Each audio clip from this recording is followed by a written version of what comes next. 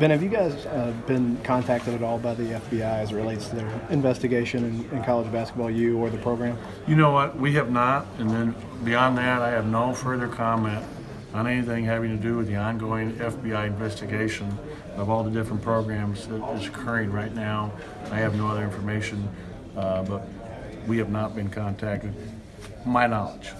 I know you said no other comment, but just do you have a general reaction to when that news broke? What your reaction was to all of those details Again, that have come out? because of the ongoing investigation by the FBI, I have no comment, anything to do with what's going on with them.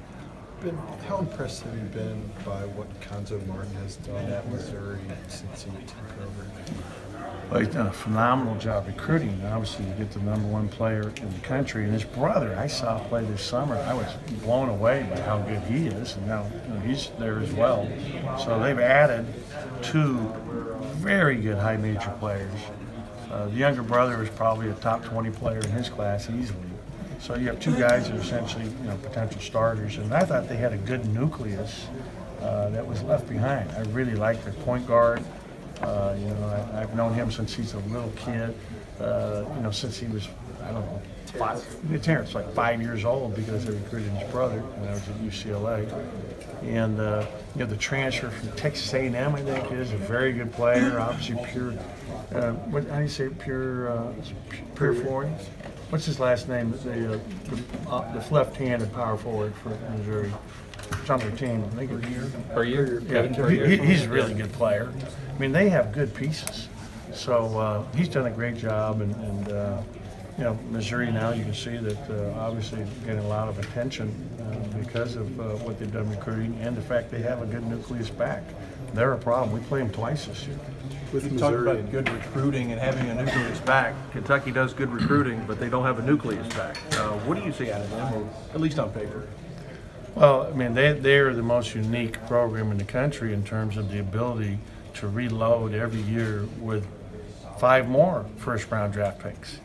And John was really, I think, way ahead of everybody else when he put this philosophy together about, everybody wants to go to the NBA. Well, come on here, we'll get you in and out in 1 year. So every kid, loves that philosophy. And because of it, they're getting the very best players in the country year in, year out to go to Kentucky.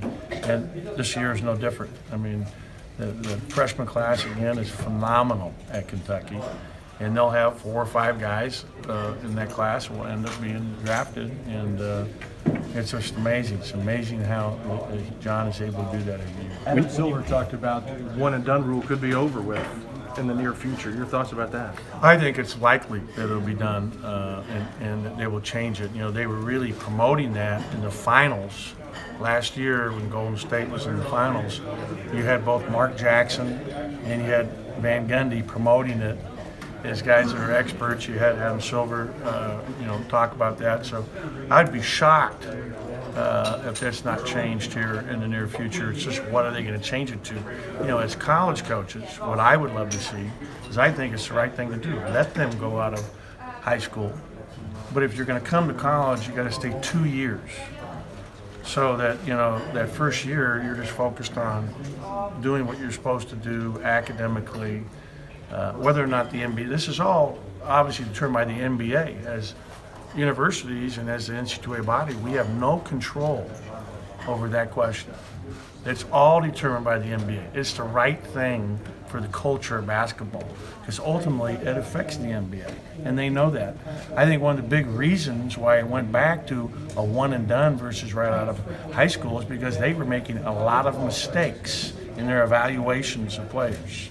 They took guys too high. They took guys that were drafted early that didn't even make it, that were busts. It was a much better way to evaluate kids to make them go to college for a year for them. So this is all determined by them. And I think the pendulum, when they do make this rule, will swing to a bunch of guys coming out that shouldn't have come out.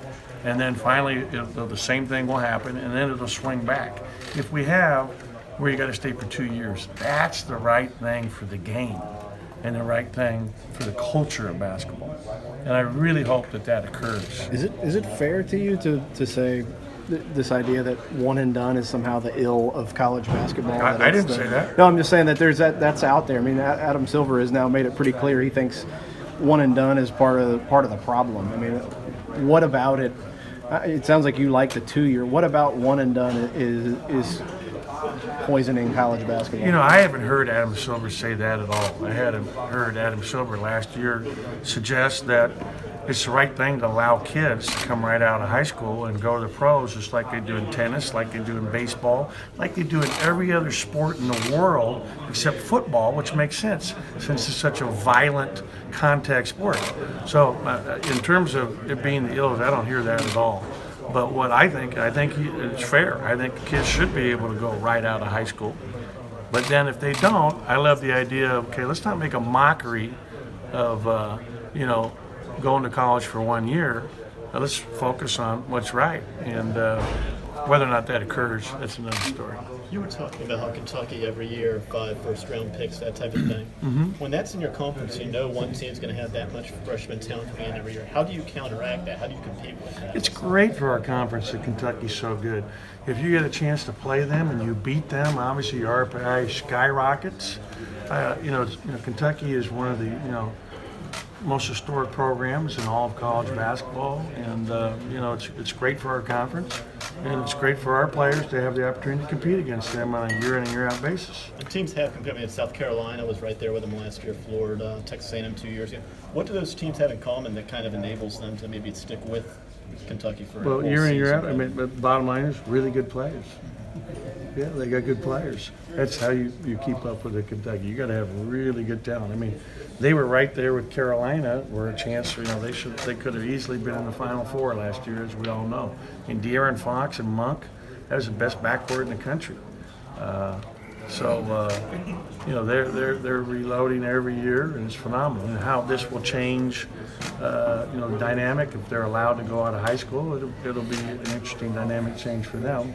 But they'll just get the best players that are still coming. It'll be a little more of a tough thing because kids all want to go to the pros. Coach Allen,